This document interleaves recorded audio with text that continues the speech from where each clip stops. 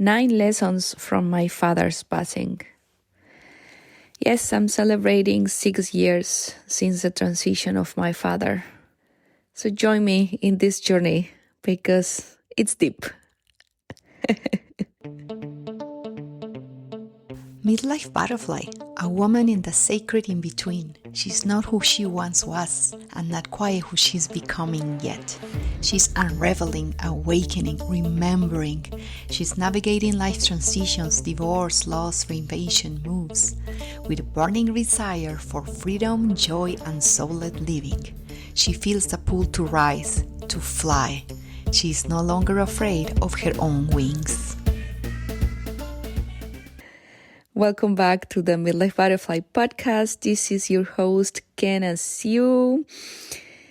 And yes, I am celebrating 6 years since my father transitioned to another realm. Because the truth is, I know he's around. He's still around. I choose to see it that way. His presence might not be here physically, but I can feel him. And I want to share with you from my bed and for something in the morning. Because I was supposed to do this yesterday, but the day just flew, and I took the time to go last night to see the moon. It was gorgeous because the night before it was cloudy here in Montreal. So I'm just taking my time, and since I'm awake for an hour so already, I was like, okay, let's take advantage of this beautiful time of awakeness. And here we go. This is being recorded from my bed. So these are the lessons, I guess some of the most important lessons that I've learned since his departure. And I want to share with you because that's what I'm saying, that I'm celebrating. I choose to see life as a learning lesson instead of a failure, because as human beings, I believe we're continuously growing and evolving. And the fact that my father is not here physically anymore, I choose to see it as an opportunity for me to keep, growing. And because I'm experiencing the shifts that I've been going through and growth that I've been going through since he is not here physically, and it's just, wow. So let's get started. The first one will be unconditional love. I know we call it unconditional love, which it's actually basically simply love. When we put conditions, is it really love? Have you ever questioned that? Well, so through this point of time, I noticed there's only love.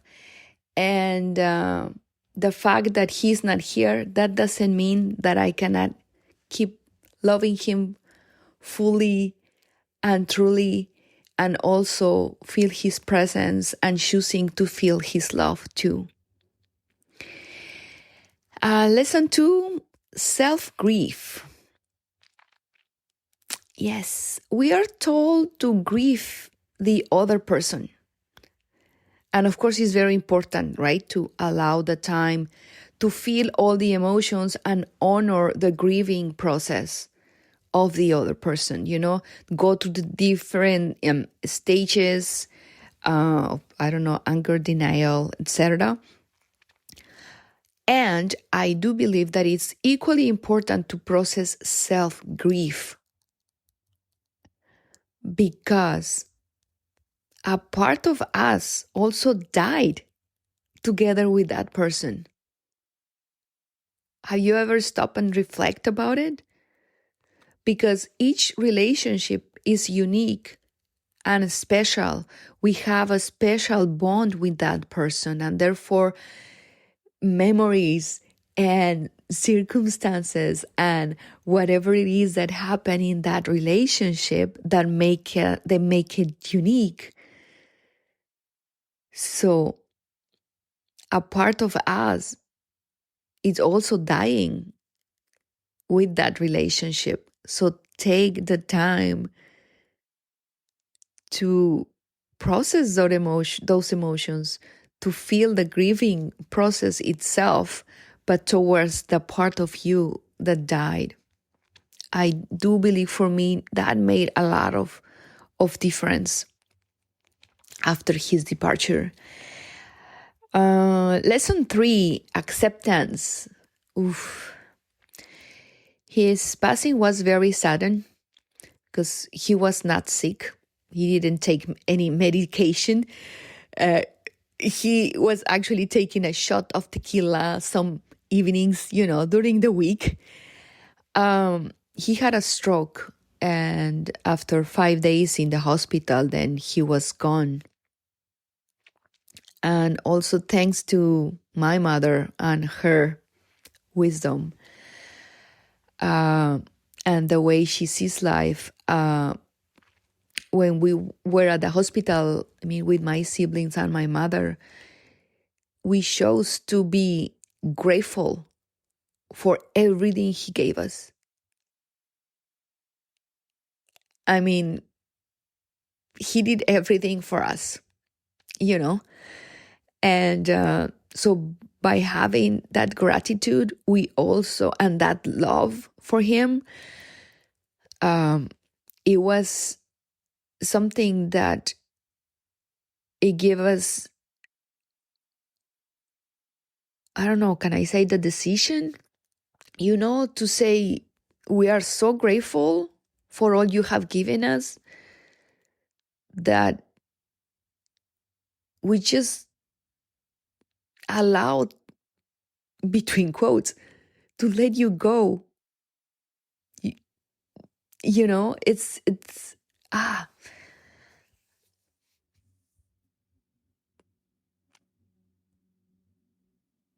it's not allowing, of course, that's not the word, but what I mean is, again,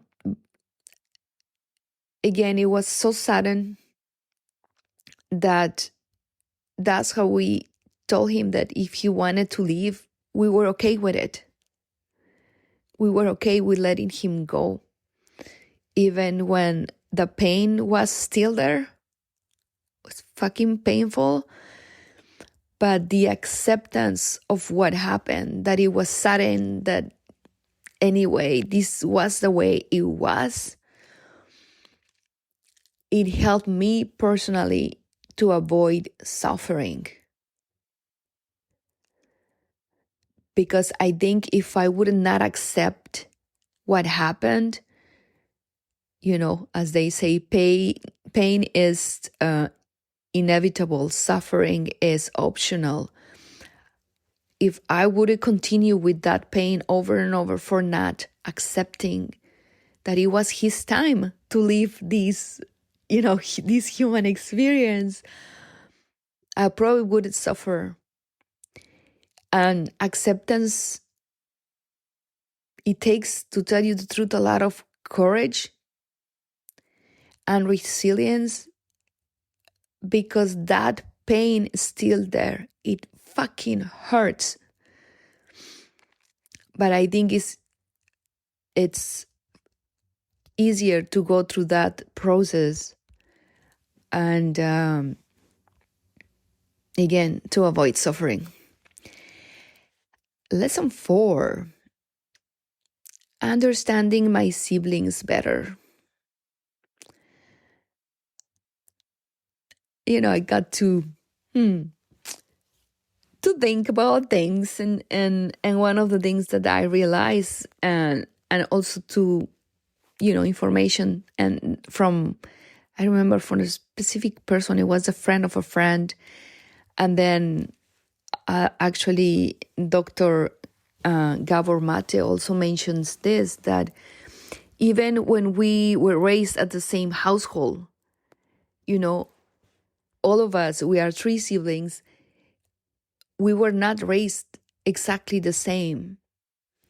Why? Because our parents were at different stages each time they have us.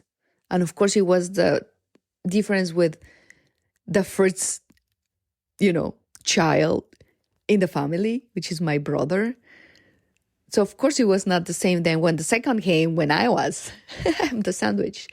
So, and then when my sister came, even like 5 years after me. So that also helped me understand my siblings, because it's been hard not being that as close to them as I would love to. And also the fact that we have different personalities. Like, like I love talking and sharing and stuff, while my brother is like a turtle. If I can put it that way, like he's in his shell, in his, in his world. So still, I guess, in this part of acceptance, that our relationship is not as close as I would love to. I mean, we are there for each other when we need to, but it has to be something quite challenging to really show up there. So, yeah, still going through that process. Learning lesson number 5. Life is too precious to live it in a comfort zone. I mean, his sudden departure made me question my whole life. My marriage, my job, my relationships, including the one with myself, of course. And I realized that during this questioning, that I was at a plateau, like I was literally in a comfort zone. And the truth is, magic doesn't happen there. And I didn't realize that I was missing that magic that at one point was in my life. And I was like, I want more magic. So I'm going for it. I choose to live a magical life because I am the one creating my reality. So, yeah, I got out of that comfort zone. And I get to, to get into plateaus like this sometimes, I noticed, because I got into one not a long time ago. But I'm glad that I have more of that awareness of saying, okay, there's no magic happening, so let's move forward, Lesson number 6. We never know a person fully. And let me tell you, my dear, that includes the self. You will never be able to know yourself fully. By doing the work every day, it's what makes the difference. Because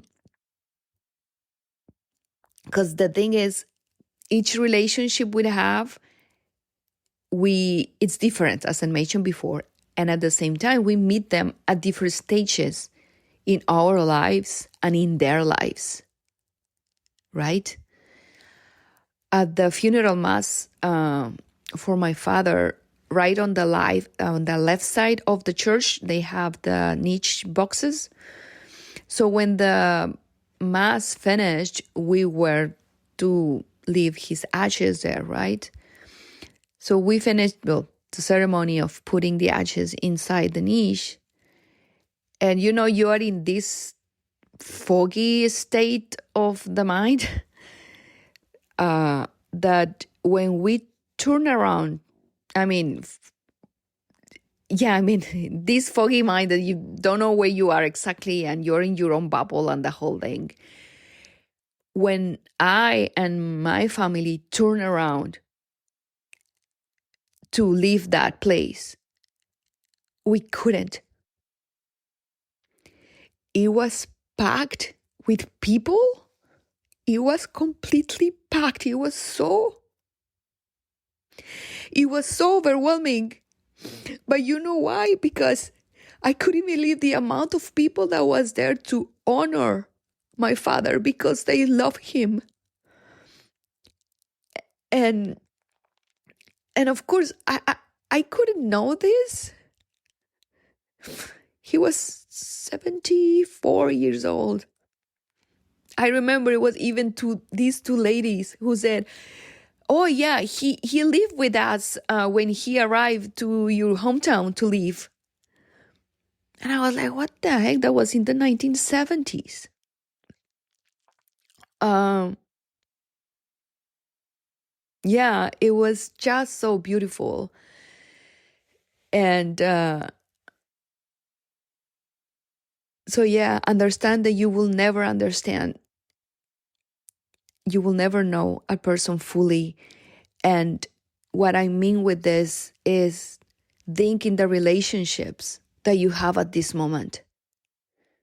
You know, if you have challenges, if you don't really understand them, like accept them by misunderstanding them too, because we will never know what they have been through fully, and not even ourselves, because if you think about it, we tend to forget consciously or unconsciously when something happened to us that we don't want to remember, that it was very traumatic and stuff like that, that we get to know about it if we do inner work. Otherwise, we don't know that those stuff lives in there. So be kind and compassionate to other people, because we really never get to know them deeply and fully. And this includes yourself. So yeah, be kind and compassionate to yourself as well. And if you want to do the inner work, I'm here for you. Learn on lesson number 7. They are always around if we choose to see it that way. And I choose to see it that way. I say hi to my father very often, at least when I'm here in Montreal. I have his photo here in my room, so I say good morning to him, and you know, and he also gives me advice. Yeah. Just this past Friday, something happened. I can't remember, but it reminded me of him, like very, like I felt that in my body. And then I went to the rock climbing gym, and when I was leaving, you know, I was unlocking my bicycle. I noticed that one of the bicycles in there said Empire. And my father did build an empire out of love that we didn't know it existed, just for what I mentioned just before. And I did write something about that, the empire of love that he left us. So I was like, okay, I think he wants to tell me something. And when I got home, he gave me the message. I was here in my bedroom, and just in front of his picture, it was very, very clear what he said to me. So if you choose to be open to receive their wisdom still, and of course their love, you can. Believe me that you can, even when they are not here physically. They are always around us. Lesson 8. Oof. I took one of the toughest decisions in my life. My father was a catalyst to question my whole life. And again, I came to the conclusion that I was living in a comfort zone, which I just talked about it. So I decided to leave my 10-year relationship. And change my life completely and prioritize myself truly for the first time in my life.